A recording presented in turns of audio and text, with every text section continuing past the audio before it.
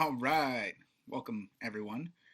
This is a BCBA Reacts to TV and movie clips.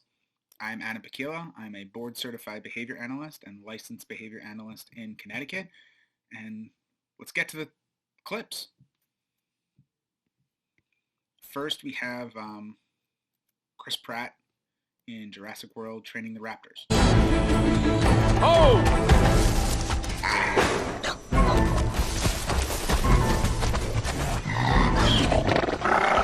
Hey!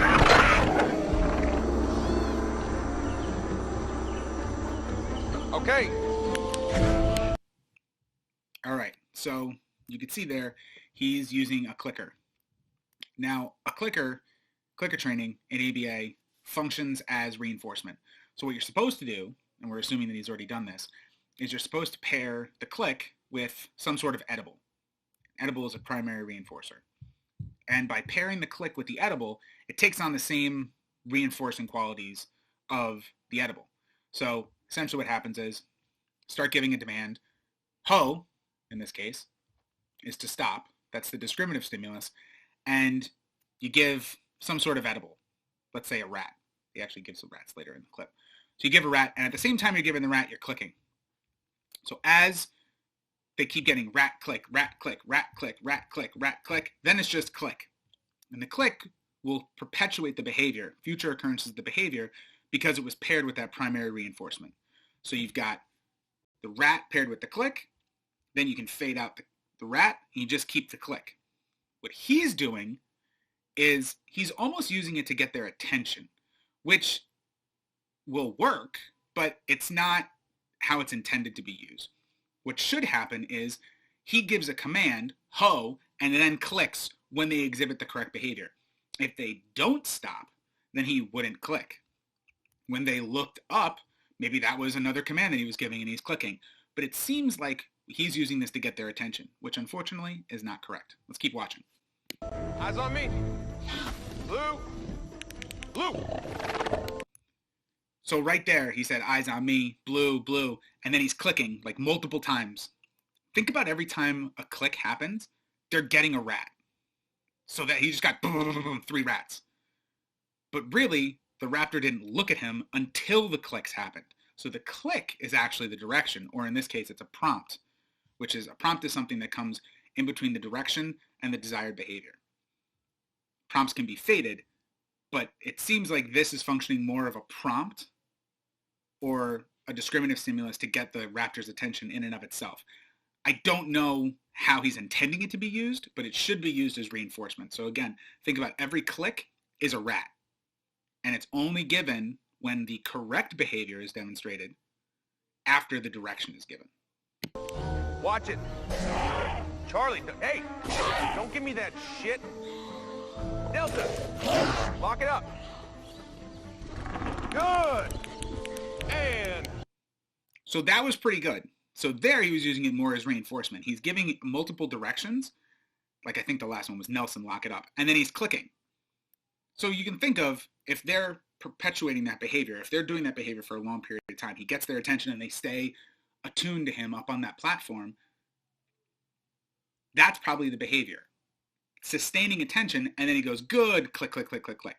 So you can see how he's using the clicker 2 different ways. One, it's functioning to give them a prompt, and the other, it's functioning as reinforcement, like it should be doing. Let's keep going. we're moving. You should be clicking, we're moving, clicking, because it's following his direction. Ho! He says ho, Hey, that's should be good. clicking. That is damn good.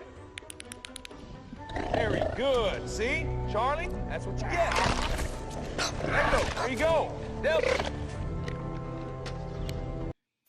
So a little aside, if you just click and you never actually give that primary reinforcer, the click starts to not really matter as much. So you need to come in contact with that primary reinforcer occasionally. This would be a perfect opportunity to deliver that primary reinforcer, the rat that he's throwing down, with the clicks. Because he's giving them a reward, tangible, an edible reward that they can actually eat. Why not click at that same time to strengthen the reinforcing qualities of the clicker? He's missing a golden opportunity here.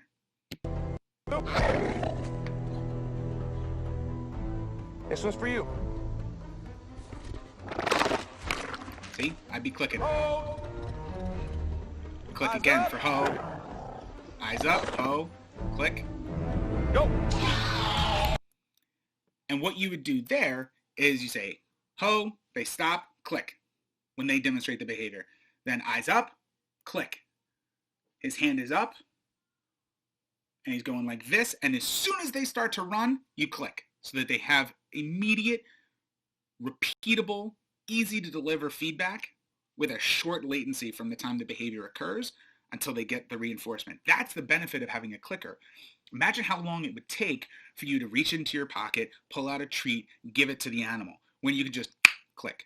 It's so much faster and simpler, and it keeps the flow of the behavior chain moving along.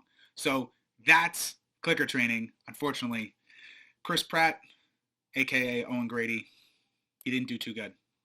All right, so next clip is Jim and Dwight from The Office. So let's take a look. Hey, Dwight, do you want an Altoid? What do you think? In school, we learned about this scientist who trained dogs to salivate at the sound of a bell by feeding them whenever a bell rang. So for the past couple weeks, I've been conducting a similar experiment.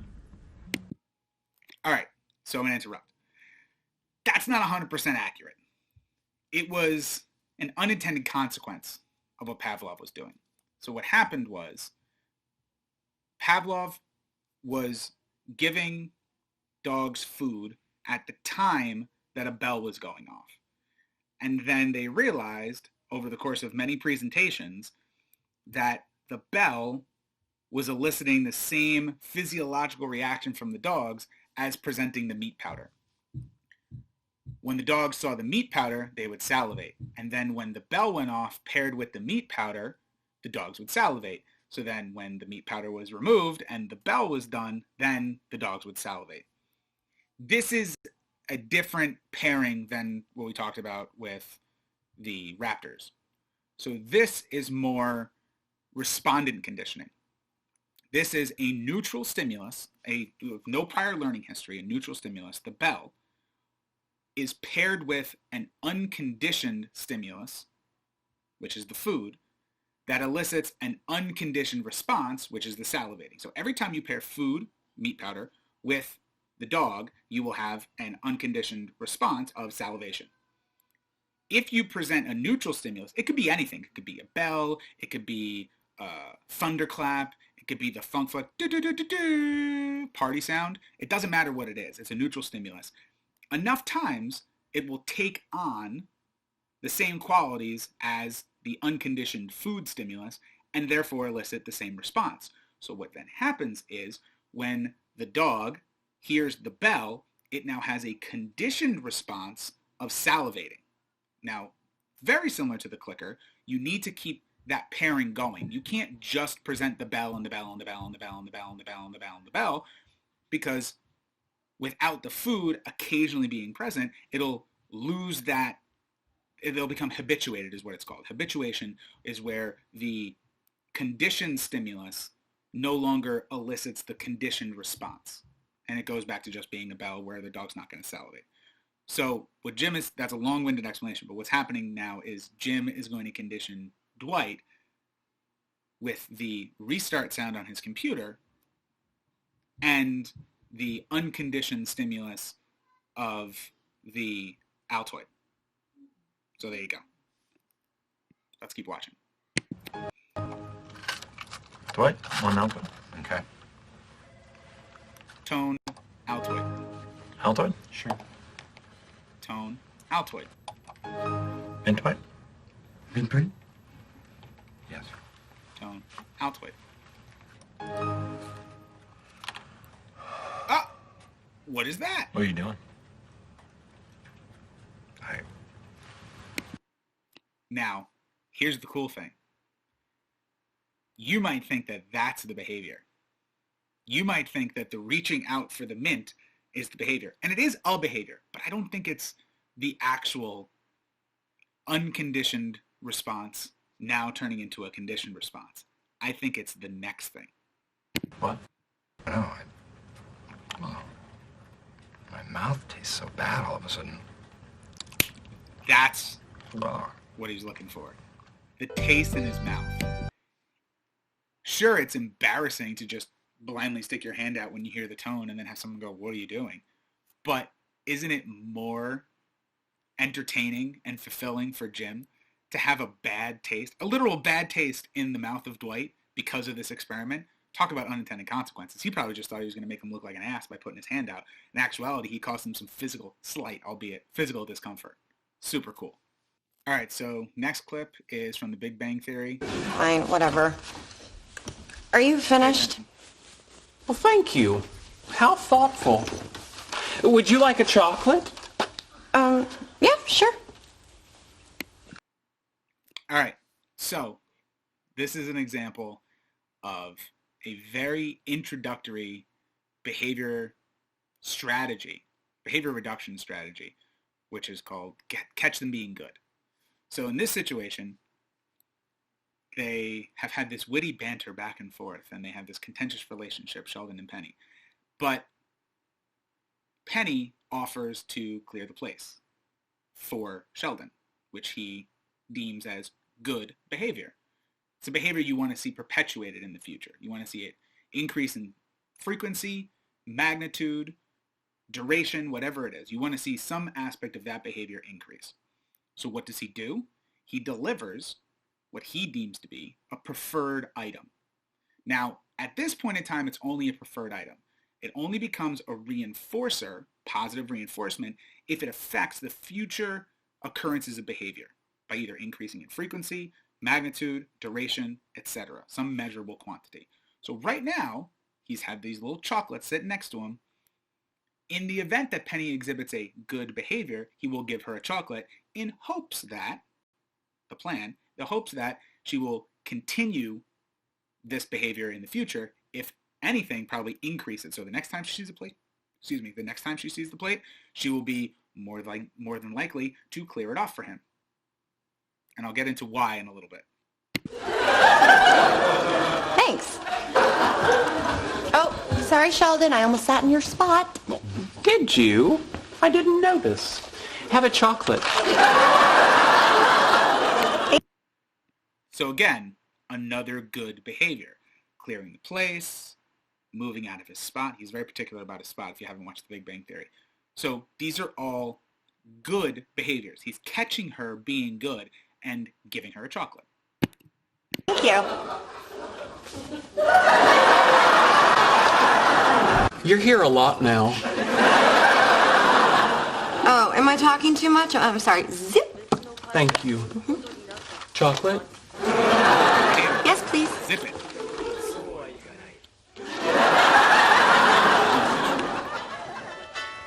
Oh, hey, Kim. Yeah, you know what? Hold on. Let me take this in the hall.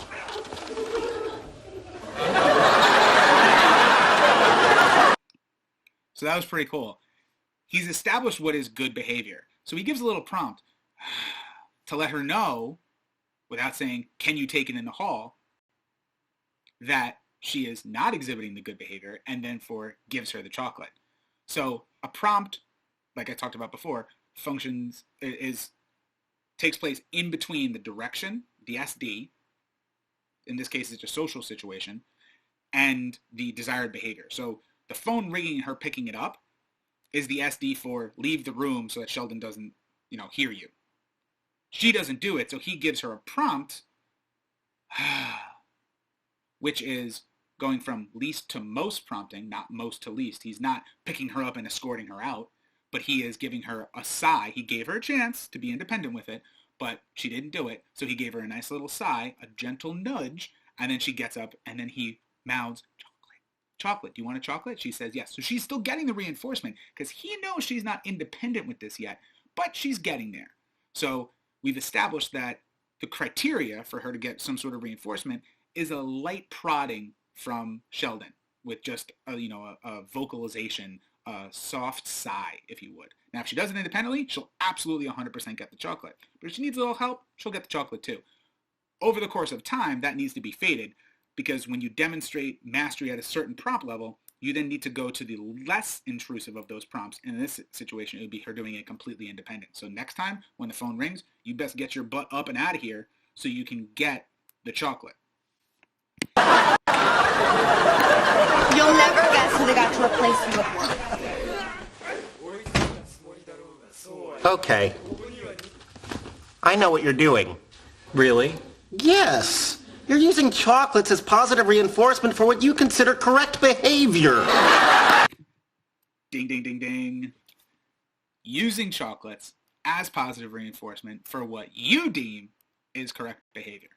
And the reason this works is for a phenomenon called the automaticity of reinforcement.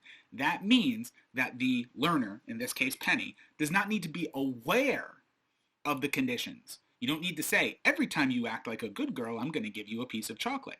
You just need to expose her to that contingency repeated amounts of times until ultimately her being divines it. She figures it out. The automaticity of reinforcement. It's not magic, it's science. So if you present a certain situation enough times in a consistent fashion, you will learn as a learner that you can be expected to get this type of reinforcement, this type of stimulus, this type of reward after exhibiting this behavior. It works both ways too. Think about how with social media nowadays, we are looking for likes or looking for attention, and sometimes it doesn't always matter what the type of attention is, whether it's socially positive or socially negative. If you engage with somebody online and they're more likely to argue with you, but they're still engaging with you, they're giving you attention. It's not positive socially, but it's going to perpetuate that behavior. Why does she always keep posting pictures of herself in the thong? Why does he always keep arguing with the same guys on political posts? It's because they're getting some sort of reinforcement for that behavior. If you cut off that reinforcement, if you put that behavior on extinction, that behavior will not encounter the reinforcement, so therefore future occurrences will diminish in frequency, magnitude, intensity, duration, etc., etc. So, automaticity of reinforcement is really, really at play here. All right, let's get to the next clip. All right, so you might be able to tell from the front of the door, but this is from Ghostbusters, which is arguably one of my most favorite movies ever. It is definitely top 3. Possibly my favorite one, tied with Teenage Mutant Ninja Turtles. Don't ask why. I'm a child at heart. But it was disappointing for me when I started to learn about ABA how off this scene is. But let's watch it. Because even if it's off, it's still hilarious. So let's watch. I'm going to turn over the next card. I want you to concentrate. I want you to tell me what you think it is.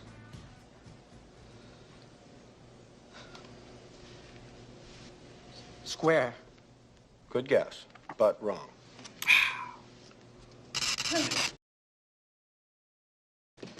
Shock. Stimulus being delivered. Remember that. Clear your head. All right? Tell me what you think it is. Is it a star? It is a star. Very good. That's great. Wasn't Star. All right. Such a creep. Think hard. What is it? Circle. Close. But definitely wrong.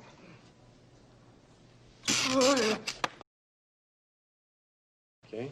Ah, lost your gum. All right.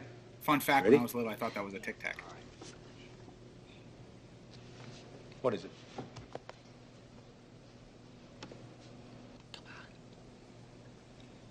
Figure 8. Incredible. That's 5 for 5. If I was him, these if I was the male No. student, You're I'd not be cheating asking me, for are you? proof. No, I Show swear me they're that just she's coming right. to me. Okay. Nervous? Yes. I don't like this. You only have It's 75 immersive. more to go. Okay? What's this one?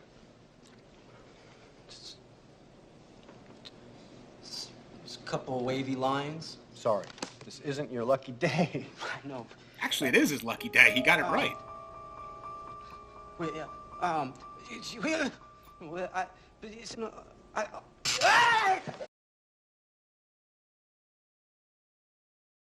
getting a little tired of this. You volunteered, didn't you? We're paying you, aren't we? Yeah, but I didn't know you were gonna be giving me electric shocks. Giving. What are you trying to prove here anyway? I'm studying the effect of negative reinforcement on... So here's the first problem, big problem that I have with this. He is not studying the effects of negative reinforcement. He is using negative in the social sense, that it is an aversive. But when it comes to ABA, we use negative to denote the removal of a stimulus, not the social or perceptual pleasure or aversiveness of something. So things that feel good are not positive, and things that feel bad are not negative. It's what happens in the environment. So in this situation, it is positive. Not positive reinforcement necessarily, but I'll get into that. It's positive. So we know that there is not a shock, and then a shock is delivered. So a shock is given. So the environment changes by the shock being delivered, which therefore makes that stimulus positive. It is not negative. Negative would be if the stimulus is present, he's constantly getting shocked, and then when he exhibits the correct answer, the shock is removed. That would be negative reinforcement. Okay? If the ESP ability, like Venkman is talking about, increases. So I would actually argue that because he got the first two wrong, now this is complete chance, obviously, but let's say that he's got a learning history and he keeps getting them wrong, keeps getting them wrong, keeps getting them wrong, keeps getting them wrong, and then he keeps getting electric shocks delivered, and then from here, he keeps getting them right. That would mean that the electric shock functions as positive reinforcement for the correct behavior. Or you could look at it on the flip side, it's positive punishment for the not correct guessing. So if he is getting it right from here on out, the stimulus, in this case the electric shock, is not negative reinforcement. In fact, it's positive reinforcement because you're seeing an increase in frequency or duration or magnitude and intensity of the behavior you want to see, which is the ESP ability. So Venkman kind of triggered the emergence of this behavior. He's really the only one that's demonstrated any correct guesses. And unfortunately, he wasn't shown it. So just remember, when we're talking about ABA and you as a professional are talking to people not in the profession or possibly parents or other people involved in cases, you need to remember to use positive and negative appropriately for our science. And what that means is the addition or subtraction of a stimulus, not the good or bad. Positive and negative in ABA don't mean good and bad. They mean given or removed. Keep watching. ESP ability. The effect? I'll tell you what the effect is. It's pissing me off. Well, then maybe my... So it's pissing him off. So he's demonstrated numerous times that this is an aversive stimulus. But just because it's aversive does not necessarily make it negative reinforcement or negative punishment. Negative reinforcement is the removal of something to increase the future likelihood of a behavior, and negative punishment is the removal of something to decrease the future likelihood of behavior. It doesn't have to do with social things like the perceived pleasure or aversiveness of a situation. So I hope you guys enjoyed this little react video. I had super fun time making it. If you have any suggestions about other clips that I could use, feel free to drop them in the comments below. And I hope to see you on the next video. I'm Adam Pakila, the Outdoor BCBA. Like, comment, subscribe. I'll catch you on the flip side.